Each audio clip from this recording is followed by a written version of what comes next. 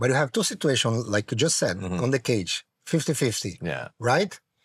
You can use to get up, and you can use against the guys doing jiu-jitsu. Yeah. So who you want to put on the cage?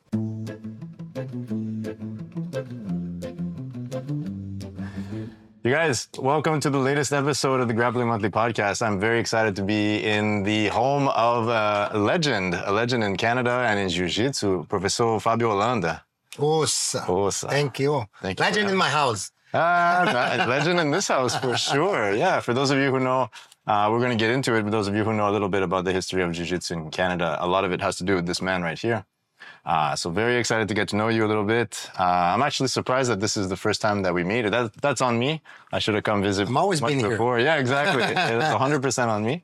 But yeah, we're going to get into it. So, Professor, I like to usually start, just to get to know a little bit of how you actually first got introduced to Jiu-Jitsu. Like, what was your first contact with the art? Oh man, that's a long time ago. I have to. I'm gonna try to remember. Sure. Yeah. No, I'm joking. No, I used to play futsal, right? Brazil, indoor soccer. Yeah. And all my friends started to practice jiu-jitsu at the time in my hometown, which is Natal, northeast of Brazil. And when I was 13, everybody joined. I was still hesitating. It was far from my house.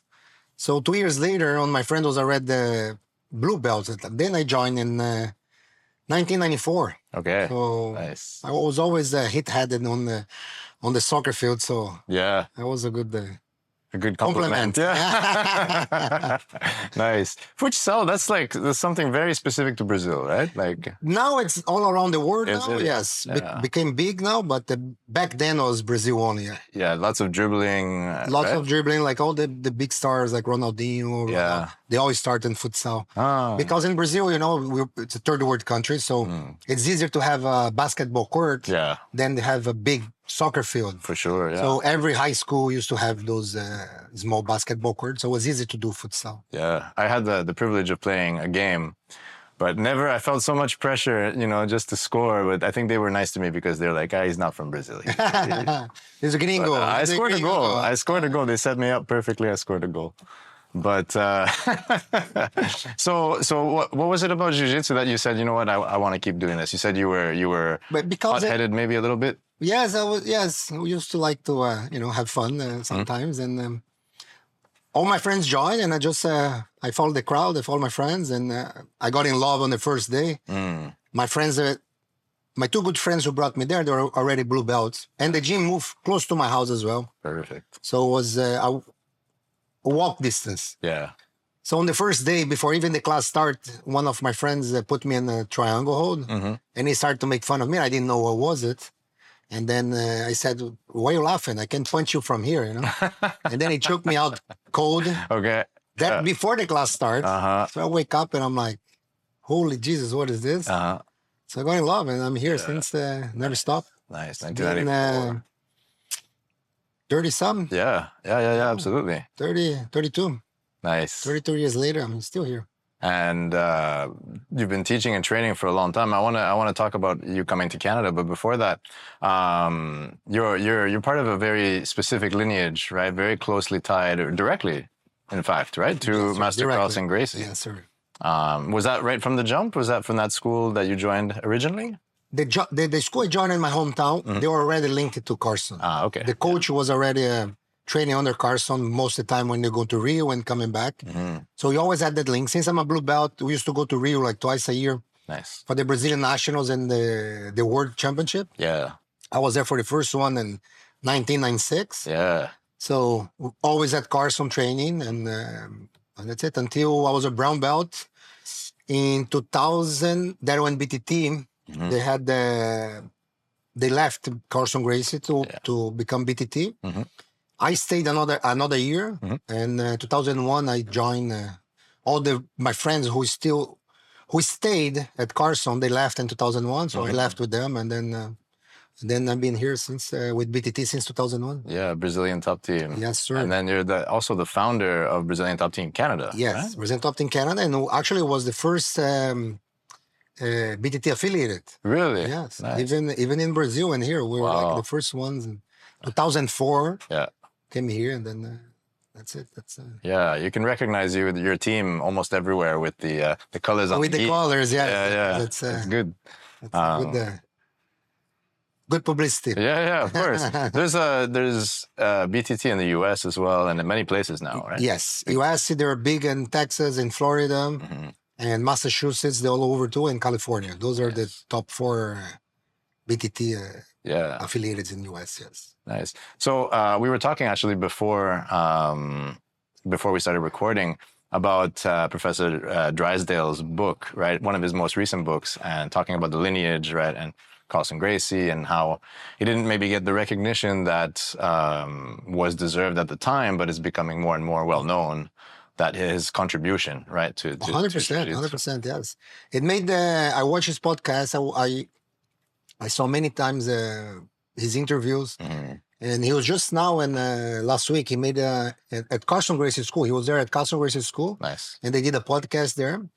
And after listening to what he said and talk about Carlson, how the influence what Carlson had in the Brazilian Jiu-Jitsu community, it made my life clear. I said, oh man, that's why I'm doing this. That's what I always believe.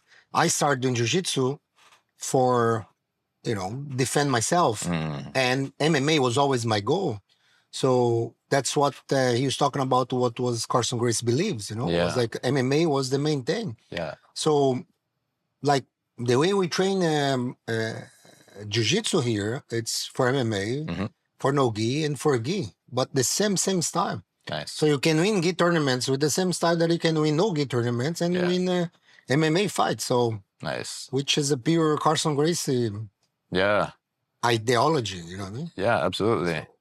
I want to get into that because it is a very specific methodology. But can you tell me a little bit about how it was, because you trained directly under him in Rio, in relatively still early days of Jiu-Jitsu going outside of Rio, right? Yes. How was that? It was the capital there, right? Yeah. That was nothing around. Yeah. It was Rio. And then the rest, and which everyone used to go to Rio to learn. Yeah. So how was the climate inside that room? Oh my God, it's like insane. It's and I was very young, right? I was 17, 18 when I started to go. It was just like a dream coming true, because you only see in videos, and back then it was VHS, and of course, and then Grace Magazine or Tatame at the time, and you start to go there and you see your idols right there, and then your idols becomes your coach, and they become your friends. So nice, yeah. I can zero complain about life. Yeah, you know what I mean. Yeah. And the training was tough training. I'm sure. Tough training, certain. Of course. Yeah. Of course, today we develop way more techniques. All right. We see it went in all the directions with the technique, and back then it was not so much, and but it was tough. It was like grinding and win every fucking. Sorry, every single match. That's that was always the goal. Because the reputation of the Carlson Gracie style is very hard nosed, top pressure, guard pass, amasa, right? Which is related to MMA, right? You don't want to be in your back on MMA. Yeah, you could. You train to defend yourself, but that's not your goal. Yeah, your goal is to take the person down and be on top of it. Yeah. So you guys must have going maybe just a moment to the future, when you started seeing more and more wrestling, more and more wrestlers coming over to no-gi and coming over into jiu-jitsu competitions and things like this, were you like, we've been doing this the whole time? Or like, kind of, but without the wrestling technique, right? Because in Brazil, we never had a strong wrestling. Yeah. We always had strong judo. Yeah. But wrestling, it just started to have in Brazil after Brazilian top team or Carlson Gracie started doing MMA, because Carlson Gracie was the first team from BJJ to merge into MMA. Yeah. So that's when we started to see wrestlers come to Brazil and help the team and help everybody, especially at BTT. Nice. Which Derek Gawler was, he fought in the early UFC, and he was the coach there at the BTT. Nice. That's where my first time that I learned wrestling there. Nice. So yes, we've been doing this without the knowledge of the wrestling. Yeah. And you also trained, I'm assuming, quite very closely with Master Murilo Bustamante. Oh, 100%, yes. Yeah, Yes. who was like I think he was like the champion. He was UFC champion at for the time. like a long time. A long Yeah. time, yes. He was, no, he was there every day, you know. Mm-hmm. We go in a room, I always joke with, I said that was my university there. Yeah. We go in a room at BTT at the time, Mm-hmm. and we had the best gi team. We had the best no-gi team. We had the best MMA team at the time. Yeah. You Yeah. know, so we go in a room with names at the time, Ricardo Rona, who was like 5 times ADCC champion without losing a point. Mm-hmm. All right. So we had Paulo Filho, who was Pride champion, had Big Nog, Little Nog, Marius Perry, Bustamante. Some days I would spar with all those guys, you know. Incredible. I would go home hurt and happy. Yeah. And happy. I could not ask for a better I imagine. training and learning experience. Yeah. I learned so much in those years there. Very cool. Did you have to, or did you develop a particular style or any particular techniques, or did you favor any particular positions? Because you said, you know, you were a little bit younger than some of them, so probably smaller as well, I'm guessing. Yes, I was smaller, yes. I used to fight at 155 MMA at one point. Right? Okay, right. Yeah. So I should be 155. I will never go back. But no, yes, you have to develop techniques. Like we say with a woman, right? They need to have more technique because the man's always more powerful strength-wise. Yeah. And so was me at the time. All the guys were big, heavyweights, you know, middleweights, and for sure. But I learned from all of those guys. And at the same time, we were like 50 black belts there. You know? So I learned from each one of them. Like, nice. This guy was good in that position, so I learned on him. This guy was good in that. But the one I really pushed it into my game was the Kimura, right? Yeah. Which in Brazil we call Americana, right? We don't call it Kimura. Oh, really? Yes. I don't think I know that. Yeah. No, we don't call Kimura in Brazil. Sure. We call Americana and reverse Americana. Okay. Yeah.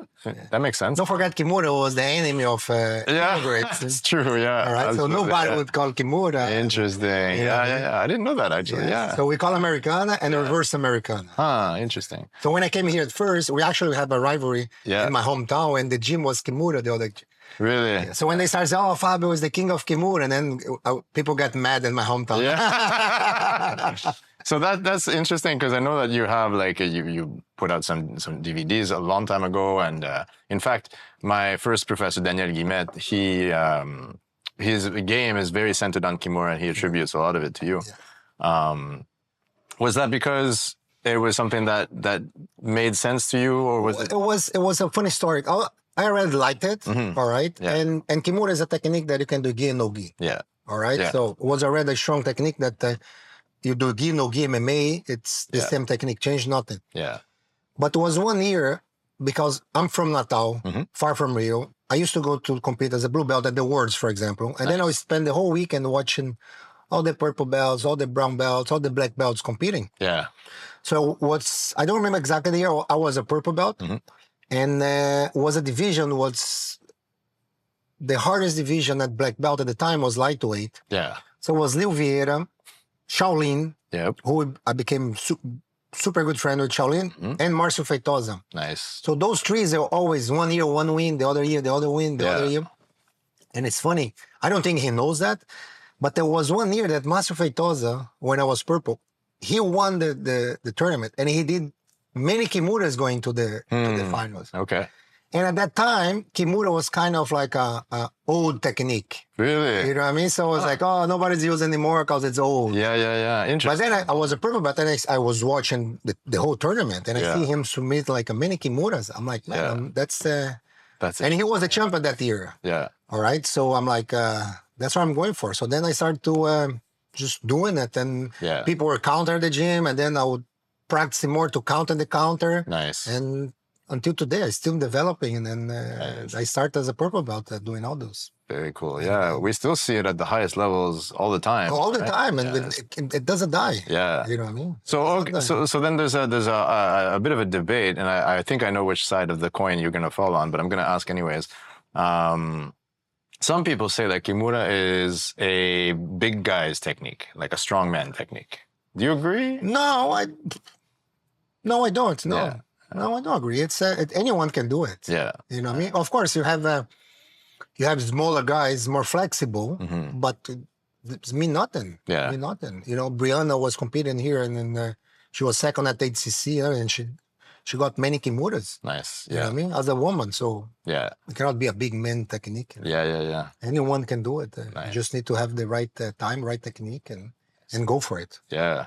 Kimura is actually a really big part of my game as well, but it's, much lower level, obviously. But You can ask JSP as well. JSP that's true. always says, like, he learned here. Yeah. Nice. So JSP, when they ask him, he's like, Kimura is my favorite. Yeah. So let's let's touch on that actually. So from training in Brazil, from going down to Rio to compete, at some point there was a transition and you made your way to North America. How did that happen? My brother came to Montreal in 1999 Okay. to do his master here. Nice. So he came to do his masters, and at one point, one of my closest friend and student came to live with my brother, and he found a gym here, which was Gama. I've heard of it. Yeah. So he was training at Gama, and then I moved to Rio in 2001. So I stayed there until 2004. So in between those, I called my brother and I called my friend, and they arranged a seminar for me here in 2003. Nice. So in 2003, I came to teach a seminar at Gama. I went to Ottawa. That's when I met Daniel as well. Yeah. Nice. In 2003. And then I went to Boston as well. So then I went back to Rio to spend another year. And then in 2004, it was hard in Rio for, to get fights and this and that. So he said, you know what? I came back to do seminars again. And the owner of Gama invited me to teach at the school. So I stayed. Nice. And it's been 22 years now. That's really cool. I'm always curious, for somebody, because I'm now moved and live somewhere where I wasn't originally from. I'm always curious, like how that experience was for you, like culturally, coming to Canada, coming to Quebec specifically, right, Montreal. The cold, Quebec. the French, the cold, it's a very particular place. How did you find it at first? And did you think that, I'm going to stay here for a very long time? Like we were talking before, I'm not the guy who plan my life, I'm a tomorrow guy. Okay, I wake up tomorrow, I go with my day. What's the week challenge? Today, what's my schedule today? What's my week? And then it becomes 2 weeks and becomes a month, and then we go from. Yeah. Of course, I never started doing jiu-jitsu, and I was thinking, one day I'm going to live in Quebec, and that cold, minus 40. Yeah. No, my experience moving from Natal to Rio, it was the hardest one. Really? Yes. Why is that? It was hard because in Natal, I have all my friends, right? I have a lot of friends, childhood friends. I had a big gym with a lot of students, most of my friends. So I'm training with guys that I know since we were kids. Yeah. So when you move to Rio, you go, like I said, in a place where everyone is pro. Everyone wants your spot on the sport. Yeah. And all black belts. Nobody's a friend. Yeah. You know what I mean? We became friends after. Of course, yeah. You know what I mean? I even joke with the Bustamante because they used to call me Natal for 6 months. Really? Yeah. So when they called me Fabio one day, I was so happy. I've arrived. Yeah, exactly. That's so funny. Yeah. So coming here, I was like, no, my brother was here. And of course, I spoke zero English, zero French. Yeah. But you come to the gym, in my situation, I was a black belt, right? At the time, Brazilian top team was the best in the planet.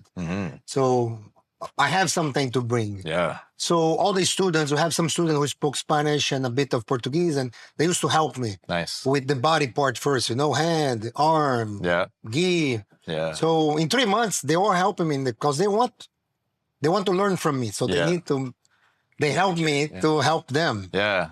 So in 3 months, I was good teaching the classes already. Nice. Right? Not going around. Yeah. You go in the grocery store, and it's like, oh, how are you? I'm like, oh, arm.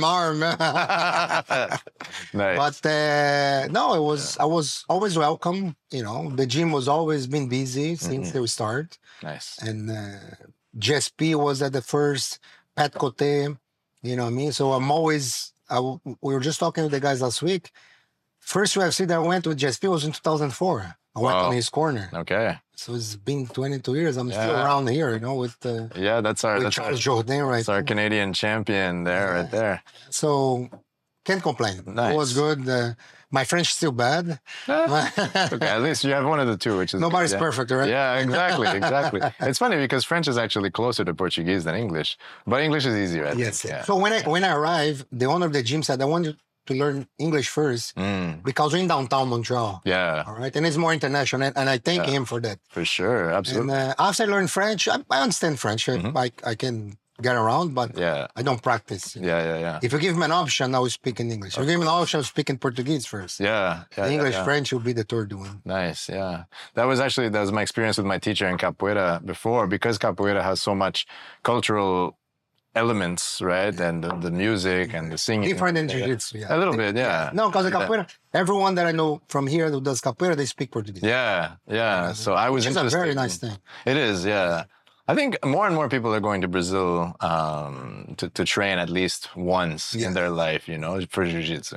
But that was my experience too. Like I wanted to understand more. So, if I could help with English or French, then it was a good exchange, know. Sir. But so you said you wanted to fight MMA, or you did fight MMA? I did fight MMA, yes. Yeah. I fought in Brazil first, 2002. I fought Thiago Alves, Pitbull. Yeah. That was my first fight.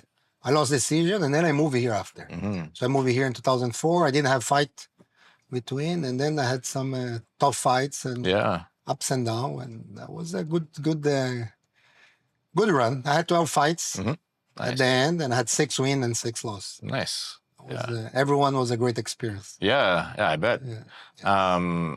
There's also, and you ended up, I don't know if, partially by chance, but also in one of the biggest MMA markets in Canada, right? I think like between maybe Vancouver, maybe Toronto, it's really Montreal that had the biggest MMA scene, which is much smaller than in Brazil, much smaller than in the United States. But yes, but when I say Montreal, like Montreal has a very nice combination here because they have pro boxers, world champions. Yeah.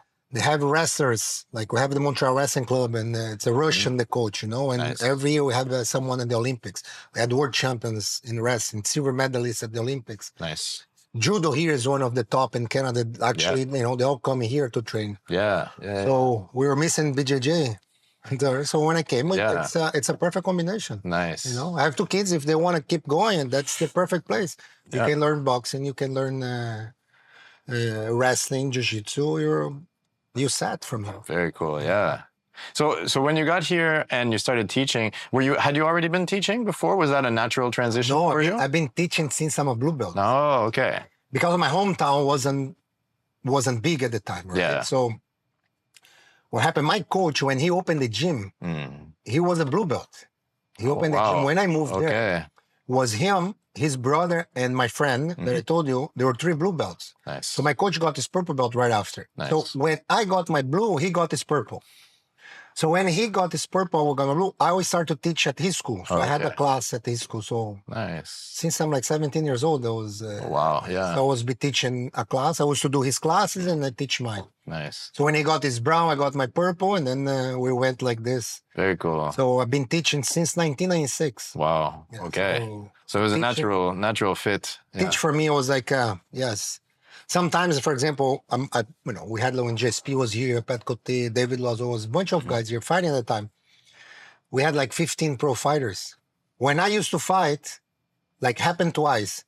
I go in the corner 3 times. I have my hands wrapped to fight, and I'm there coaching, coming back. Oh, really? Are you serious? Wow. And then it goes like 0 professional. That's crazy. For $300. That's So I always say I'm always been a coach before being a competitor, because I was always, let's say, my coach when he gave me my black belt, he became a police officer. So I was with my gym training with my students. That's why I said when the time I went to Rio, I learned so much because I was among, all black belts and those world champions. Yeah. And then I came here, I'm back training with my students and learning a lot of wrestling, learning a lot of boxing. Nice. So for me, learning and teach was always in first place. Yeah. Me fighting was always secondary. Interesting. Yeah. I'm always happier when the guys win than when I win. When I win, I'm just... Oof. It's over. Yes, it's over. Exactly. When they win, I'm happy. Yeah. Of course. It's always been like this. Very cool. Very cool. No, well, the transition was. Yeah. And then we have the system, the belt system, everything. That all come from my coach in my hometown. Nice. That we used to do, and I learned a lot from with Victor Zilberman, the Montreal Wrestling Club. Okay. Knowledge, the way he teach, the way he he managed his class. I think I got. That's how I do with my BJJ right now. Yeah. I promise you, if you come here, it's different than everywhere else. Ah, that's for sure. That's because I got a lot of from the wrestling knowledge. Yeah, very cool. I was so I'm that mix of you know what I mean? Real mixed martial artist. Yeah, exactly. Yeah, that's the goal. I wonder then, like from your perspective, you know, jiu-jitsu, like I look at like some of my favorite fights to watch were like the Mundiais, like before they came to the US, right? Even like even in Rio, yes. The crowd, right, in the background and everything. Now maybe the pyramid is getting to be similar, you know, but because there's more people. But you know, those fights like where Roger Gracie broke Ronaldo Jacaré's arm, you know, things like that. Did you see jiu-jitsu change between like the moment that you were here teaching, right, already living in Canada, to today? And like, if so, is it going like, a lot of people often say that it goes in a cycle, you know, like techniques come, techniques go and stuff. Do you think that that's accurate? And yeah, that's I can see that. What it's hard, like I said, right? Listen to Drysdale now and see what he talk about Carlson Gracie and always believe. And I always had the same belief, which is MMA is a priority, right? So, So, for example, when I arrived here and GSP was fighting UFC, and it was the same time we came 2004. So I believe 2006 was the last one in Rio. We went back to 2005. I competed in 2005 there, and I won. Actually, I fought MMA here on Saturday, and then on Monday we went to the guys, and the next Saturday I fought at the Gidder. Oh wow! Okay. Yeah. And that was fun. I won 2 matches, and then on the quarterfinals, because I got a ban first on the quarterfinals, I lost to a guy from Mina they were talking about. Oh really? Yeah, it was because we already have 2 guys at BTT in the semifinal. Yeah. So it was André Galvão and Flavio Serafim. He's in Abu Dhabi today. One semifinal. And Guto Campos at the time, he was BTT. Yeah. So he's waiting for my match. If I would pass, I would not even fight Guto. I would just let Guto pass. And but then I lost in the quarterfinal. But man, so much fun. So then I moved here, and the priority always been MMA. Yeah. Like I said, for a moment we had like 15 guys. So when they moved to California, I didn't go for a couple of years, and then you know, the ups and downs MMA here, the local. Yeah. And then I started to go back there. But we always go. We always medal. We have a bunch of world champions from here too. Yeah. And, like you said, they you know, new techniques develop, and we develop new counters. Yeah. And that's how the jiu-jitsu became so big. Yeah. That's how the sports developed. Right? Yeah. Sometimes I see techniques that, you know, I mean, it's like, it won't work in MMA, you know, so I'm like, But like I said, you're free to do whatever you want. Yeah. There's not my style to teach. I get it, But I'm, like we talked before, you want to do your techniques, you want to do it's all up to you. It's I don't care. Just don't try to interfere on our, you know, on our system. Yeah. So there's now we're also seeing now more combat jiu-jitsu. We see? Which I'm curious, do you use taparia like in the class in jiu-jitsu? No, never. We used to do back in the days. I used to train like this. All right. So even my belt test, when I got my blue belt, that was part of it. Really? So we used to tie a belt on each other and open hand, so you could not even run away. Nice. Because you pull the other guy. That's how. But when I got my purple belt, was already just sport jiu-jitsu. Interesting. Right? But when I got my blue, so I was right there on the transition. We have an example of Brianna St. Marie. Yeah. So when Eddie Bravo did his tournament, I think it was in Mexico, and you did the sport jiu-jitsu, the first ones, and it was all girls from MMA, and so Brianna's like, she was a purple belt. She's like, Coach, I want to go. It's like, okay, let's go. So we had another girl, Corinne, who was a champion MMA champion in Abu Dhabi. And I find it easy. And Brianna loves close guard. So nice. Yeah. If someone tried to smack you from close guard, it's easy to submit. So she won like 2 in a row. Nice. She won submit everybody, and that's when her no-gi developed super fast. Yeah. it does change when you can get slapped in the face. Of course, yes. When you spar with MMA, when do jiu-jitsu with the gloves, and we can always we don't punch hard, but we touch, and then you gotta figure out. You cannot be too open and get punched in the face. So then we figure out as it goes. So we say when you start you put the gloves and you touch each other's face. So all the time someone touch your face because you're not in a good position. Yeah, absolutely. Carlson used to say, if you're a black belt and you get punched once, you become a brown belt. Yeah. I don't agree with him on that. I mean, that's famous, and then purple. That's it. I don't agree with him on that, but he got a point. You know? Yeah. You gotta know where to go. So that's the jiu-jitsu, I believe. Yeah. Even Mike Tyson said everybody's got a plan until they get punched in the face. That's it. And change everything. Absolutely. Yeah. That's interesting. I wonder, like, that has clearly it has an impact on the way you teach jiu-jitsu. Also, probably more useful directly towards self-defense, I imagine, as well, right? Like, yes.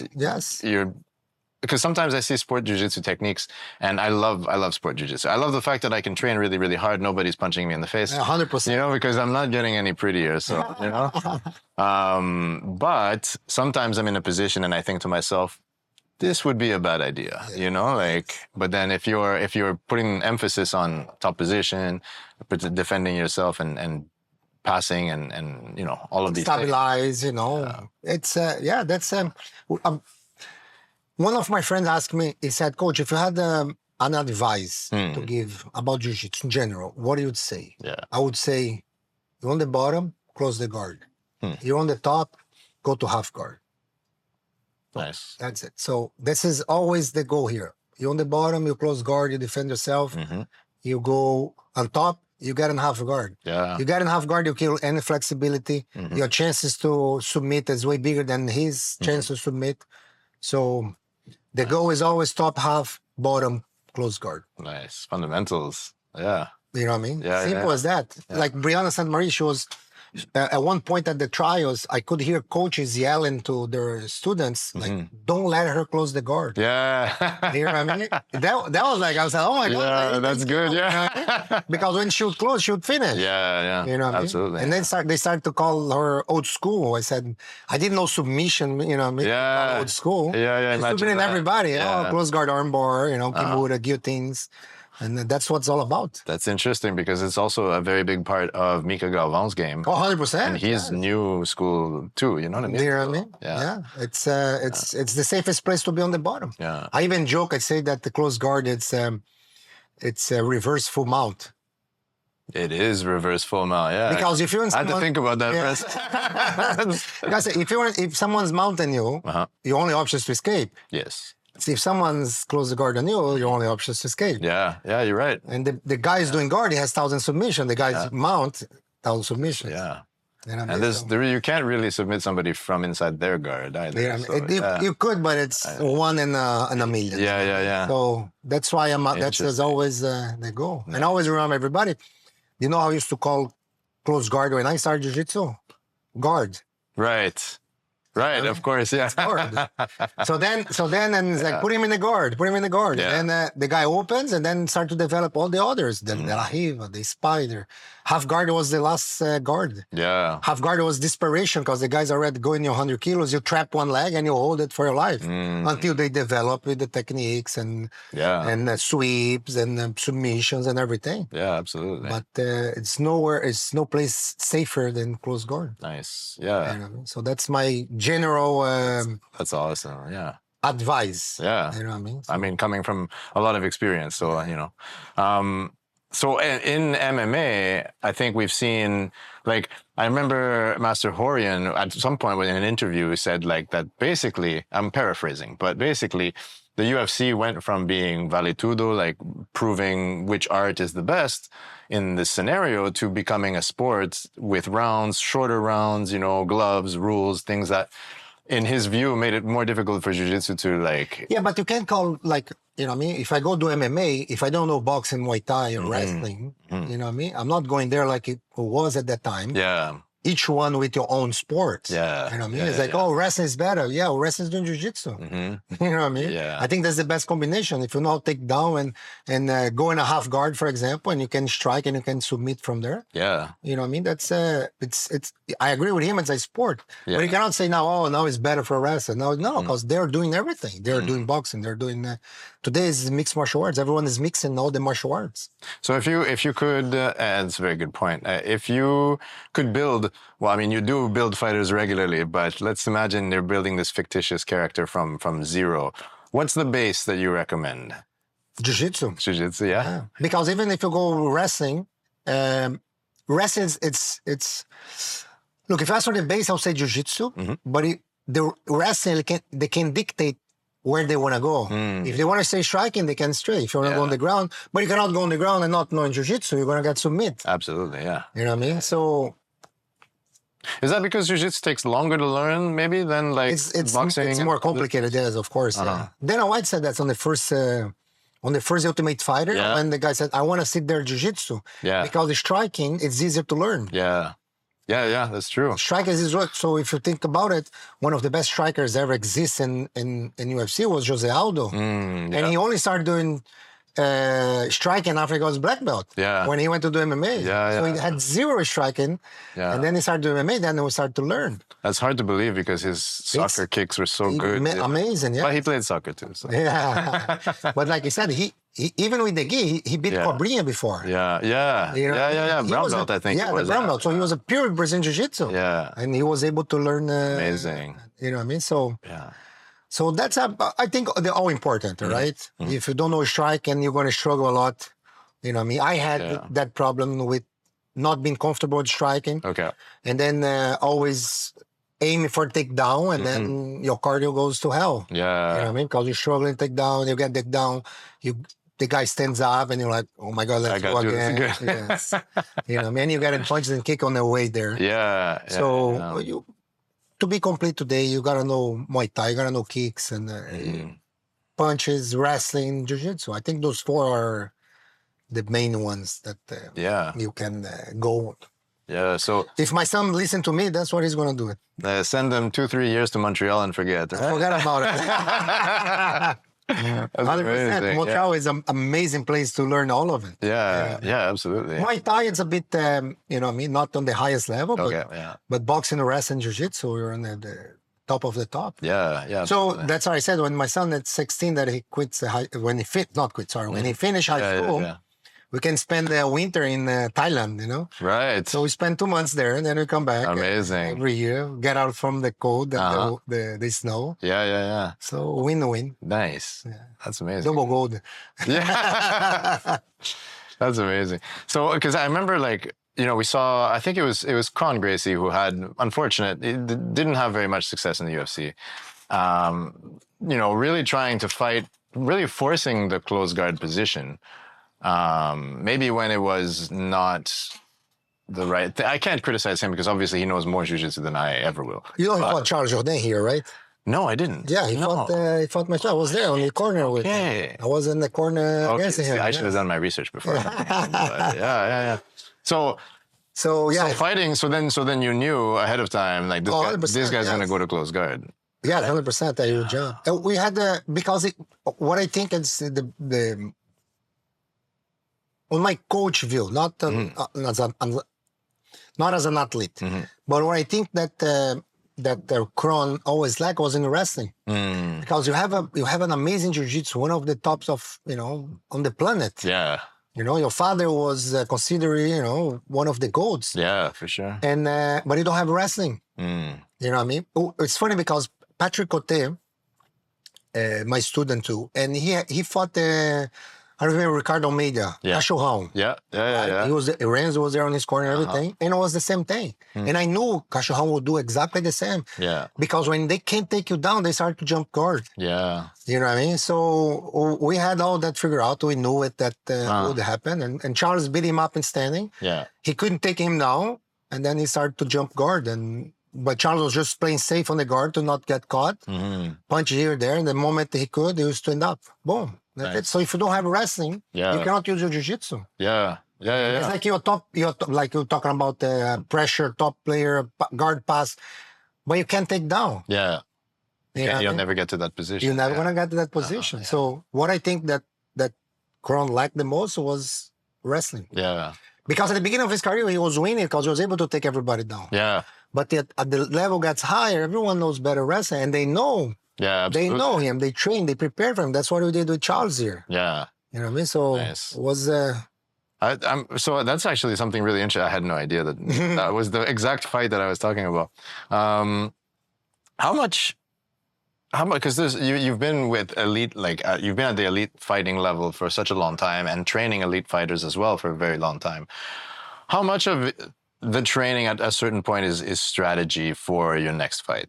Like when you enter, once there's a contract signed, you know, you have a camp, or maybe you don't have a camp, I'm not sure. I imagine usually a few weeks before, you know, how much of it is strategy for that specific person? And how much of it is your guy and his strengths and weaknesses, or her strengths and her weaknesses? It's funny because the Joe Sonnen used to say that training camp is for kids, all right? Summer camp.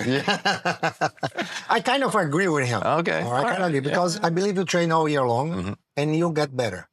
It's all about you. It's your skills. Right. GSP just came this week, and he was talking about conditioning.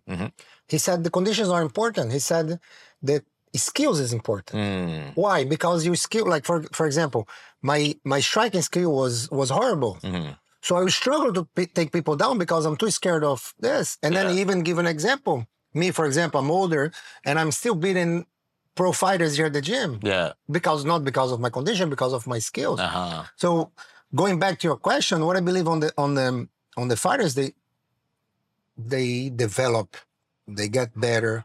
Wrestling all year round. You have a fight, like for example, special fight with Carlson Gracie, for example. All right, so then we're gonna do more takedown defense. We're gonna go on I used to start training someone close guard on him. You know what I mean? So defend close guard and stand up as soon as you see a gap. Nice. So I believe you'll get better every day. And if you have a special guy, Charles is fighting the co-main event in Winnipeg now in 2 weeks. Okay. So we know the guy. The guy is very good everywhere. But it's not special like Kron, for example. It's not special like Damian Maia or Alex Pereira. That's his pure striking. You know? It's a guy is good everywhere, not special nowhere. Let's say like this.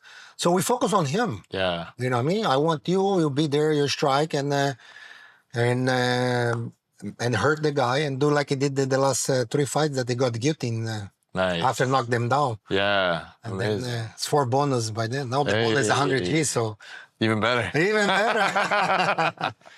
So that's so every situation is a situation, right? So if the opponent doesn't have a, you know, like I said, the big specialty, or the guy's a wrestler, so we have to take care of the rest.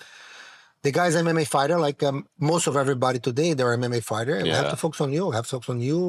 Get better. On you, because sometimes you think too much of what he can do it. And you not develop what you can do it. Absolutely. Like Kobe Bryant used to say, you gotta love win more than you hate to lose.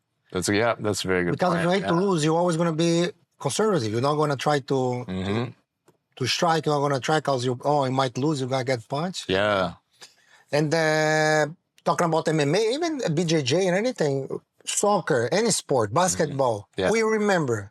They want to do shows. For sure. It's a show. Alex Pereira now is a showman. So thinking about the sports is an entertainment. You know what I mean? I saw, I think it was Bobby Green talking about the other day. He's like, man, Saturday night is a big competition. It's nightclubs, it's parties. If you're going to pay $60, $70 to watch a UFC and watch even being jiu-jitsu guy, 2 guys hugging for 10 minutes. You change the channel.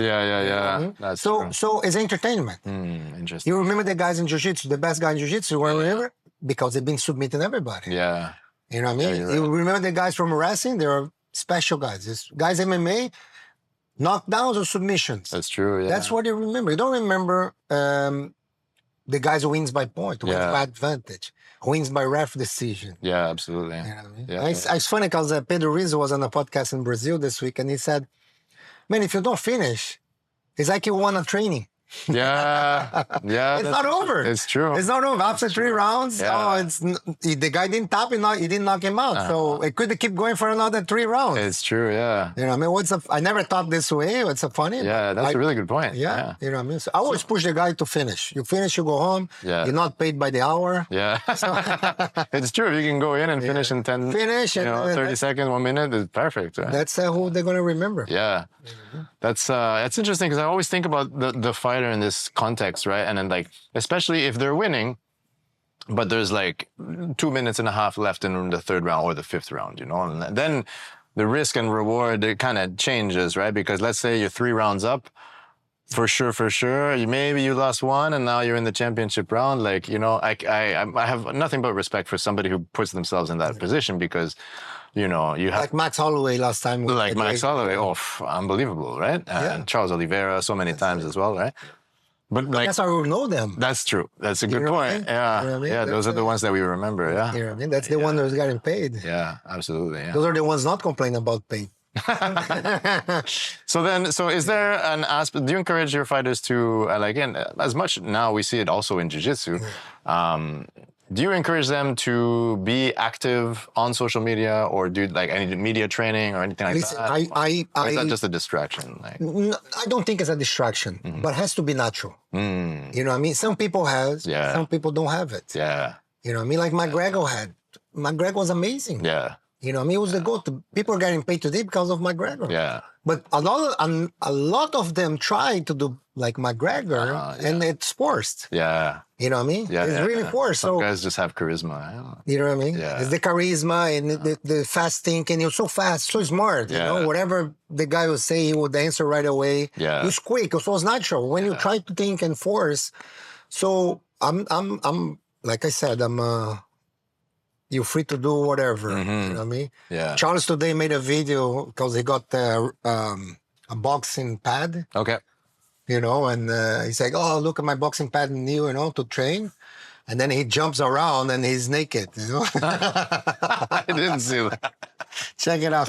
He's funny. He's funny. How they love him on social media. You know what I mean? But you have other guys that they try and it's hard. You know what I mean? So it's for me, it has to be natural. And I'm pro freedom. Yeah. You know what I mean? So You do whatever. And I don't believe, I saw Drysdale say this week in Brazil, they said UFC push the trash talk. I don't agree that completely.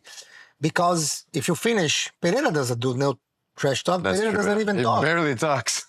Oliveira, that's it. That's it. Oliveira doesn't say anything there. Max Holloway does not trash nobody. You know what I mean? But they put in a show. Yeah. They go there to fight to finish. They don't go there to win by points. That's true, yeah. You know what I mean? So at the end of the day, McGregor was winning by finishing. Yeah, he was. You know what I mean? That was the crazy part, you know? 100%. Charles Sono was trash talk, but he couldn't finish. Yeah.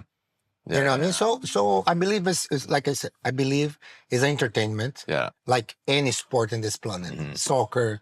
I'm a big soccer fan. Yeah. And who you remember? Messi, Cristiano, Neymar. Those guys who does spectacular things. Yeah. Not the regular guys who is a big part of the game. Yeah. But that's not the ones who remember. Yeah. So the same thing for MMA, same thing for jiu-jitsu. Yeah. Who comes in your head, the jiu-jitsu? Who's your top 5 if it comes to your head? All the finishes and then the flashiest people for the most part. Yeah, absolutely. So you look at there and they're like, oh my God, it's so good. So good. I mean, you can't, at this point, you almost can't not mention Gordon Ryan, whether you like him or don't like him, you know. It has nothing to do with liking him or not. Yeah. You know? He goes there and he finishes. Yeah, that's it. Simple as that. And then the funny part is you're so right, because even if you don't like him, you're going to tune in to see him lose, or you're going to tune in to see him win. That was McGregor, same thing. Yeah, exactly. Yeah, I remember I tuned in to see him lose against Aldo, and it didn't go well. I was very sad that day. That was a sad. It was a tough day, yeah. But you're right. But good for MMA. But why you remember Gordon? Yeah. Because he goes there and finishes. Doesn't take his time. Yeah. Boom, goes straight to the point. Yeah. I mean, so it wasn't matchable at this time now. You know? Yeah. He stopped it now, but it was no match. Andre Galvão was the biggest threat. It looks like he was fighting a white belt. Yeah. Yeah, that was impressive. Yes.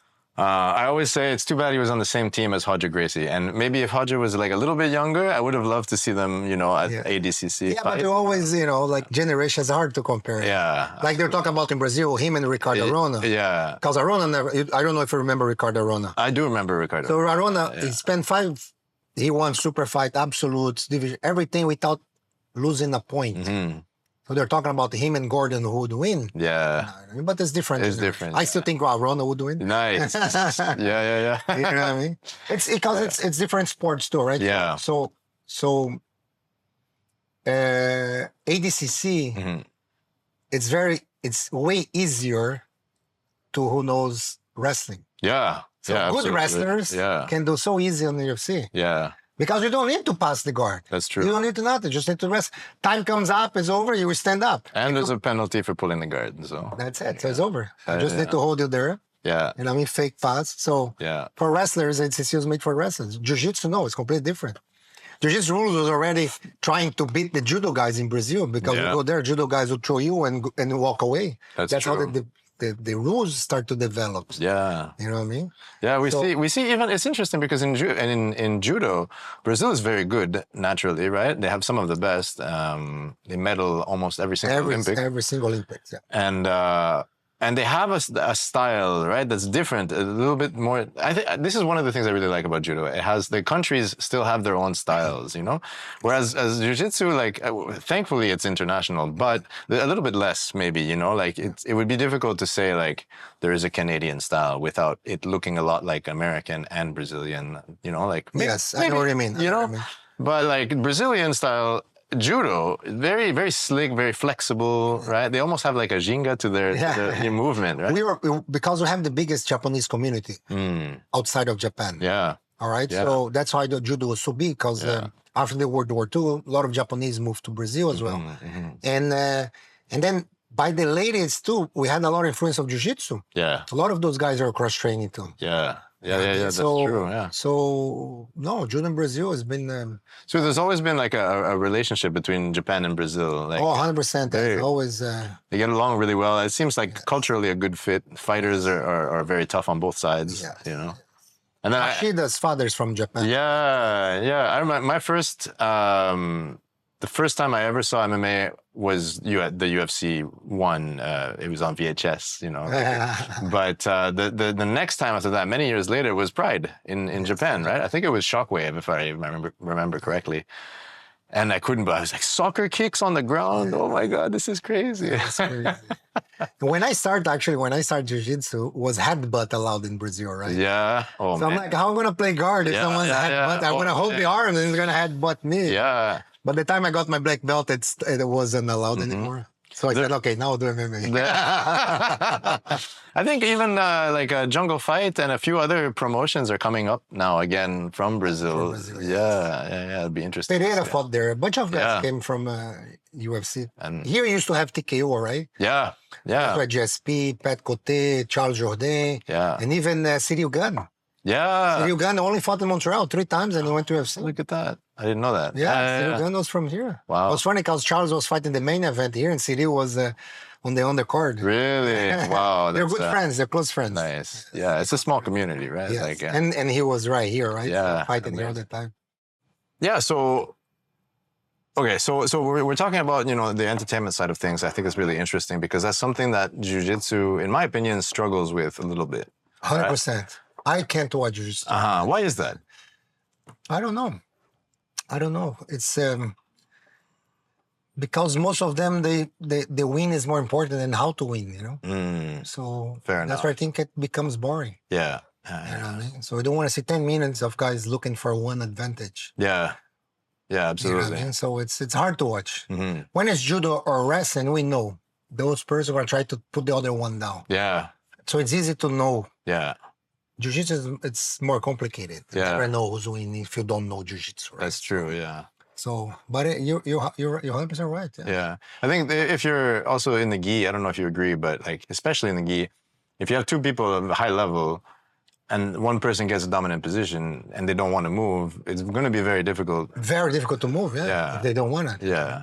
So they rather do this to just get the win than try to go for finish and might lose. Yeah. like you said. Absolutely. The risk and the reward. But that's business. That's everything, right? Yeah. If you don't risk it, no biscuit. That's a new one. I give that one. I like that. Yeah, I mean, that's what I tell the boys. Like, man, Charles has won like 4 bonus. You know what I mean? Yeah. Last one was amazing. It was a flying knee, and the guy got down, guillotine choke. Amazing. And he tied with Oliveira with 4 guillotines. Really? Yeah. Okay. Nice. If he wins with another guillotine now, and it's will beat the record. Nice. Only Nate Diaz has 5. Wow. Okay. All right. So he might go. But he'll be 5 still fighting with Nate Diaz. Yeah. And he's a striker.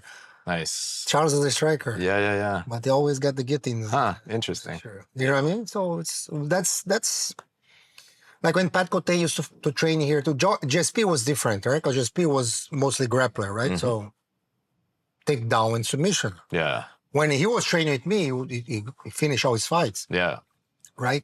So with Charles and Cote was more like, if they get taken down, then they need to survive. Yeah. You know what I mean? Yeah. And Charles has an amazing guillotine, so it fits perfect as a striker because the guys try to take him down is always going to be with the head around, you know what I mean? Yeah. So that's the goal. Nice. I think one of my main takeaways is I'm going to go back and I'm going to work on my close guard again because I'm guilty of being, one of those that is, I enjoy open guard a lot, but I'm playing in the gi or no gi, so there's less consequences, right? I'm not like in the competition either, so it's more for fun. But, yes, of course. But I'm always curious to not get bad habits, But if you can't open my guard, you can't submit me. That's true. You know what I mean? Absolutely. And if you play open guard to me, you're already making my life half easier. Yeah. And we had a friend came this week, a purple belt, tall guy, super good guard. And doesn't matter what he does, my goal is to go in the half guard. So once I get in the half guard, it's over. Yeah. You know what I mean? Because sometimes you force go around, but the flexibility, the regarding, this and that stops you. Yeah. But going to half guard, you know what I mean? Nice. Going back to half guard, you know how I used to call back in the days? No. Half mount. I should have guessed. It's the same, no? Yeah, exactly. You're half mounting the guy. Yeah, it's true. Absolutely. You're half mounting the guy. That's interesting. Yeah, even from a psychological standpoint, that's it makes you feel like you're in a dominant position. Even 100% dominant position. Yes, I agree. Yes. So if you think about it, Khabib, GSP, Makachev. Yeah. Look at Makachev and Madalena. Yeah. He spent 5 rounds and a half guard. That was a tough fight for Madalena. Yeah. He didn't even try to pass. Yeah. Why would pass? Because did you ever see Khabib passing or mount someone or taking the back? No, they don't. No, yeah. You know why? Because you might end up on your back. Yeah. If you're in a half guard, even on the back, half back from, you cannot turn. Yeah. No guard. Absolutely. So it's a very dominant position. Nice. Yeah. You know what I mean? Not the psychology part. I like it. And the real part. It's very, very dominant.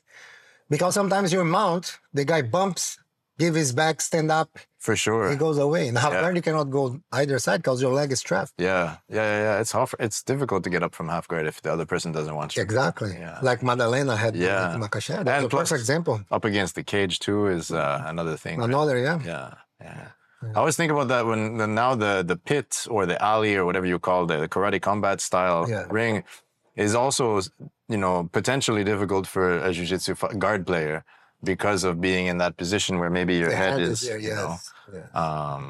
which I always thought was really interesting about the cage, because the cage is almost 50-50, right? Like you use it to get up or you're stuck in a really bad place. Thank you to tell me that. So I'm asking, here's my point. No, you're right. I can't tell you anything. No, you're 100% right. I tell the guys, people watch TV and they try to do the same. All right? But you have 2 situations, like you just said, on the cage, 50-50. Yeah. Right? You can use to get up and you can use against the guys doing jiu-jitsu. Yeah. So who you want to put on the cage? I mean, the person doing jiu-jitsu. Yeah. Exactly. Yeah. So you got a wrestler, you got a striker, put him on the cage, you helping him. Yeah. So you got to know who you're fighting. That's true. Absolutely. All right? So I tell the guys, you fight who you fight. A striker, keep him on the center. You have a way harder time to stand up. Yeah. He's jiu-jitsu guy, put him on the cage because you'll be better than he can. Yeah.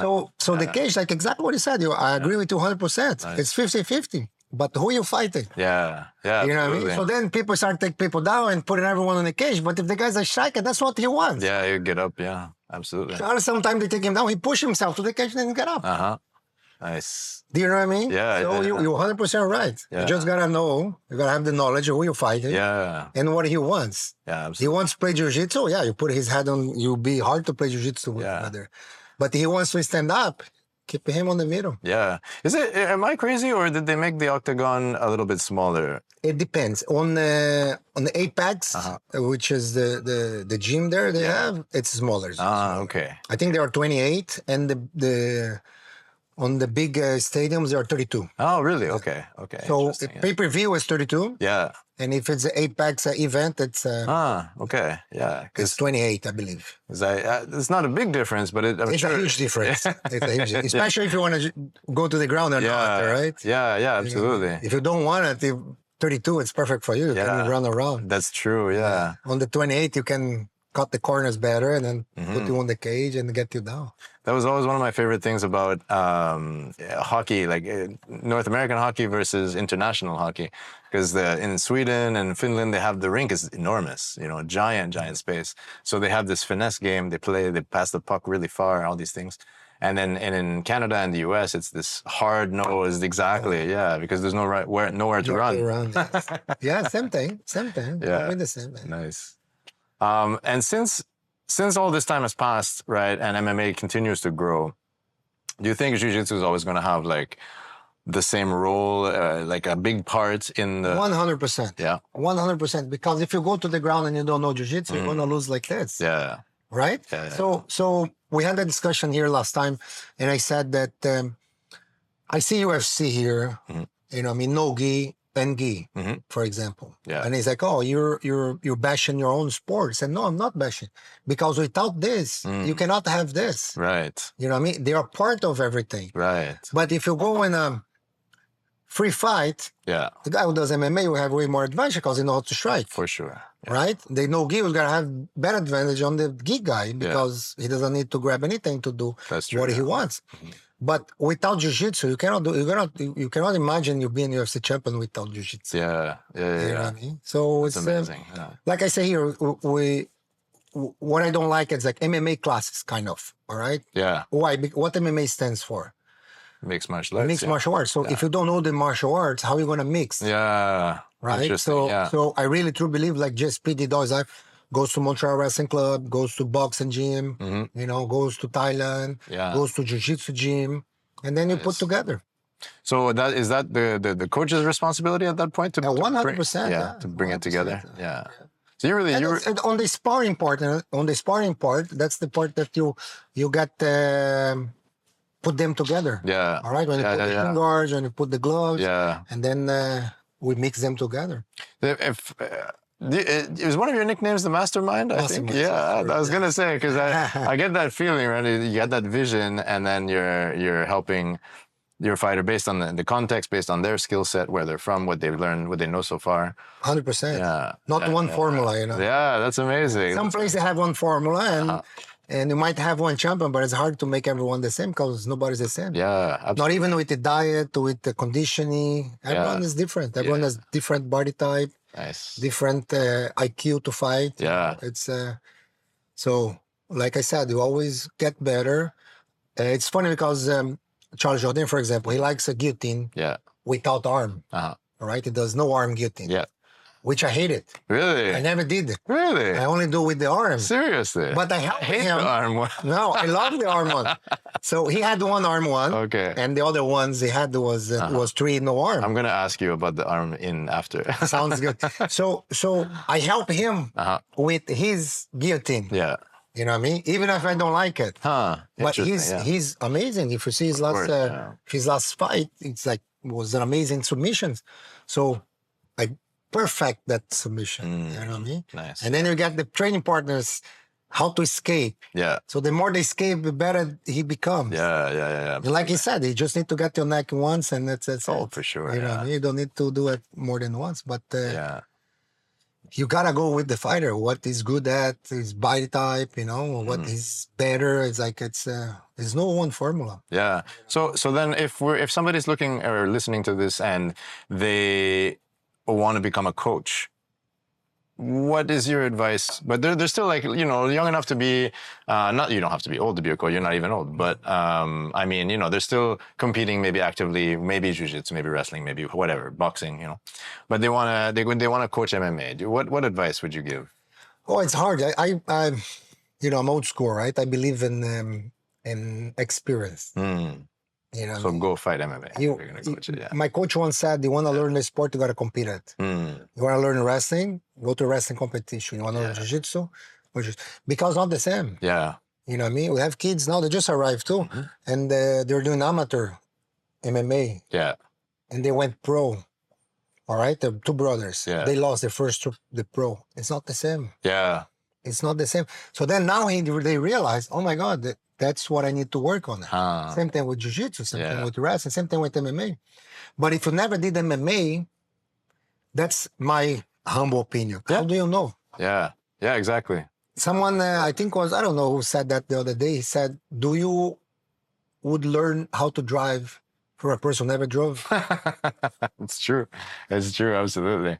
Yeah. You know I mean? But that's my opinion. You know what I mean? It's like everyone is John, but you can study as much as you can. It's hard when you don't know how it is to lose. Yeah. I even joke with Shaolin the other day. I said, Shaolin, I'm a better coach than you. And he was laughing. He's like, why is that, Fabio? I said, because I know I lost. I lost more than I won. You won. He looked at me, he's like, Fabio, I don't even know what to say to my students when they lose. I said, I know how they feel. I know exactly how they feel. Absolutely. You know what I mean? Well, and I think about, like, if I was, an active competitor, I would want my coach to be somebody who's been there before. You know what I mean? Because it's a trust relationship. Yeah. Right? Yeah. Like, I was talking to a good friend of mine, a coach from Toronto. He's a striker, Joe Bazooka. Okay. And I said, it's nothing about us. It's all about them. Yeah. You know what I mean? Yeah. We can help them as much as we can. But if we tell them to do a Kimura and they go for a sweep, they're on their own. They have to trust you. 100%. You know what I mean? You tell him it's a trust relationship. Yeah. But at the end of the day, we cannot go there. Yeah. You know what I mean? I've been a fight and I know my coach telling this and I'm thinking what it means, Because in my head, I'm thinking something else. Of course, yeah. I said, but I'm doing anyways what he said because they can see something different from outside. Absolutely. You know what I mean? But that was talking about Bustamante on my corner. Yeah. Guy who was a UFC champion. It's a good corner. So that's my point. So I even joke with the guy, I said, I'm not a coach. I'm a helper. I'm here to help. I said, Charles, I believe you can do this, that. You should do this. If he gonna do it, it's up to them. Nice. It's up to him. Yeah, absolutely. You know what I mean? In a win, it's all him. In a lose, it's all him as well. Yeah. You know what I mean? Because he's there alone. He's there alone. I'm helping him as much as can. What I think you can do is this. Yeah. Back in the days, you say, oh, if you don't do this, I always thought like this. No, you're going to do like this. You do my way, you go, but it's not you. Yeah. And when you say, oh, we're a house of champions, for example, if it was a house of champions, everybody here would be a champion. Yeah. You only have one. Do you know what I mean? Yeah, at the highest level, but Yes, no, but I know you know what I mean. Absolutely. Yes. You know what I mean? So it has to come from them. Yeah. You know what I mean? So they even have a debate.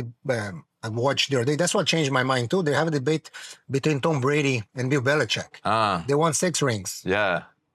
And then a lot of Tom Brady haters, they said, oh, it's Bill. Yeah. You know what happened? They broke up. Yeah. Tom goes to Tampa, wins the Super Bowl right away.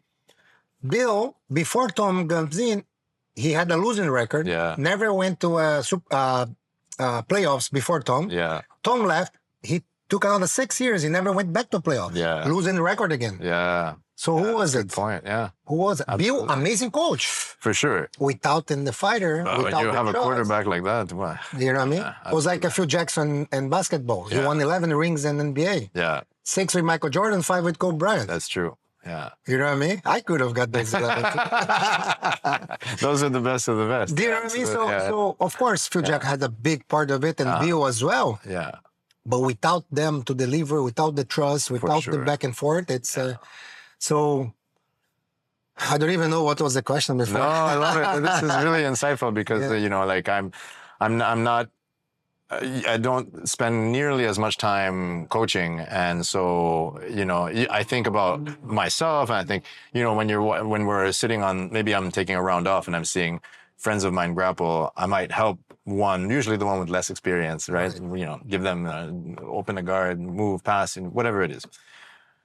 But that's it. That's the extent. Whereas, you know, your experience obviously is at a amateur, professional, elite level, right? All the way, all the levels. And so, to me, it's really interesting because you've seen, you know, the formula work. You've probably changed. Like you said, there's no one formula. There's no one formula. Yeah. You check all the UFC champions. There are 10 different champions. Yeah. They all have different formulas. I think that's what makes it interesting. 100%. Yeah. 100%. Yeah. If you had a formula, it would be easy. Everyone would be champion. Yeah, exactly. If it was a Just formula, put into ChatGPT and then exactly. what's the formula? You know what I mean? So if you pay attention, guys, there was one guy, Peter Yan, did you see his, he was training in a room this size here. Yeah. For this fight with, with, I forgot his name. Me too. Yes, Merab. Oh, yeah. When he fought Natal. He was training in Abu Dhabi in a room like this with the coach and one training partner. Yeah. So Mika Galvan said that for his ADCC run, he was training, I think, the most graduated training partner was a green belt. Green belt. Yeah, I thought maybe blue, but yeah, you're right. Yeah, green belt. And what about Roger?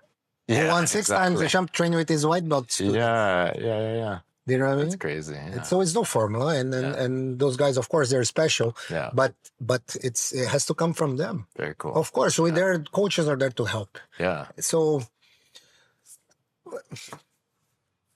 they fight. Yeah. You know, we help. They win. We happy. Nice. Absolutely. You know what I mean? They lose. Back to the scoreboard and train again to get better. Of course. And life, it's a roller coaster. So amazing. That's what makes fun. Yeah. That's what makes fun. I wondered, because I know that you've got some training coming up. You've got a coach, and I wondered if you could share, you know, where you're located, how we can train at BTT Canada, what the website is. The website is. I'll put it on the screen. The website, editing, post-production. I don't know. We say I have fun. I always make fun with my students here because they said because I do zero publicity. Right? Really? Yeah. We say we are a destination. If people come here, it's because they want to come here. That's true. You know what I mean? Yeah. And I always say it's like BJJ. It's not like a McDonald's that you see. Oh, it's 2 for 1, and let me pay half price to get beat up there. No. You know what I mean? Yeah. So here, like I'd say, 99% of the clients, my students. Yeah. It's mouth to mouth. Yeah, interesting. Mouth to mouth. It's friends who brings a friend. Oh, this place is awesome, and that's why we're a big family too, because everyone is related because they brought each other. But we're located in Montreal, Quebec, on St. Catherine Street, which is the main street in downtown. Nice. We've been here in that location for 15 years now. Nice. Happily here downtown. It's our home. So. No, that's it. There's no website, no Instagram. Jiu-jitsu, wrestling, you can get it all here. Right? Oh, everything. Yeah, we have jiu-jitsu, we have wrestling, we have striking class with Charles Jourdain. He teaches too. We say, when I make publicity, it's bad for me. You know what I mean? Why is that? Because we got a bad reputation of being a tough school. You know what I mean? So I'm not going to name it. So when they have easy training, they go to other schools when they want something else. So I tell all the schools around, you have Carlson Gracie around, we have Gracie Baja. Yeah. We have other school, MMA schools. We're not competing. Mm-hmm. The people who comes to each school is different people. Yeah, absolutely. You know what I mean? Yeah. The people who comes here does not fit in the other gyms and vice versa. Interesting. Yeah. So we always say is like the more gyms around, the better. And and that's it. The gym, it's always busy and nice. And yeah, I mean, 22 years. That's and you're gonna continue going, I'm sure, for a very long time. Oh, I have my kids. He's 10, so I want to see him win everything. Amazing. Very cool. If he listens to me, he's already training. He trains, he competes. I'm sure he loves it. He's here all day. His mother is a black belt too, my wife. Nice, yeah. We came together from Brazil. Yeah, it's a family business. Family business, 100% family business. And we have a competition we do twice a year too. Mastermind Cup. Yep. Okay. We have on the 25th April. Nice. We already have 500 sign-ups. Amazing. Yeah. And my both kids competing and nice. So that's it. It was like life is beautiful. I do want to thank you so much for taking the time. No, my pleasure. Like I told you, I like to talk, and if we stay here more, we talk more. For I me, don't mind. I mean, for me, it's a pleasure because you're really, one of the OGs, one of the original jiu-jitsu and MMA in this part of the world, really, in Canada. So, it's an honor to be here. Thank you very much. I don't feel like this, but I'm happy with the life I have. Yeah. But I tell the guys, all the pros, all the amateurs, all the weekends, just has to be fun. Yeah. Have to be fun. If it's not fun, why are you doing it? Yeah. You know what I mean? If it's not fun. So I'm always joking around. I always make the gym super light. Yeah. You know what I mean? You have the guys who's walking here. And I truly believe this is for everybody. I truly believe. And we have classes with Charles Jourdain fights in UFC. In the same class, we have a 60-year-old guy training. Nice. And doing the same technique, practicing the same. Yeah. You know what I mean? Yeah. And then at the end, we have, it's who your training partner, what makes a difference. Absolutely, yeah. You know what I mean? So we go into fights. We always make sure we have fun the whole weekend of, because it's already tense. Yeah. You know what I mean? And for him, as a pro fighter, it's tense. So we have to make the week light. We fight to have fun, win or lose, don't care. Yeah. Of course, you're always going to go to win. Of course. Right? That's always the goal. But if you lose, we go back to our family and the same thing. Nobody's going to leave you because you lost a fight. Yeah, hopefully. You know what I mean? Hopefully not. Never happened. No, yeah. But at the same time, guys who comes to just train, they already have a rough life, or we don't know. We don't know how they life. They have family, they have business, they have work. So if they come here and becomes a burger, it's harder. Absolutely. So you come here, you have fun. You want to compete? We train partners out. What makes the difference? We match competitors with competitors, pro fighters with pro fighters. Yeah. You know what I mean? And you match who's here for hobby with who's hobby. Yeah. You know what I mean? But they'll practice the same technique, and they love when they see Charles win with the techniques. Yeah. Like, oh, practice this. Yeah. Nice. I know how to do that. Exactly. I do the same. I did to him. Nice. So that's always the goal of the gym. Everyone have fun.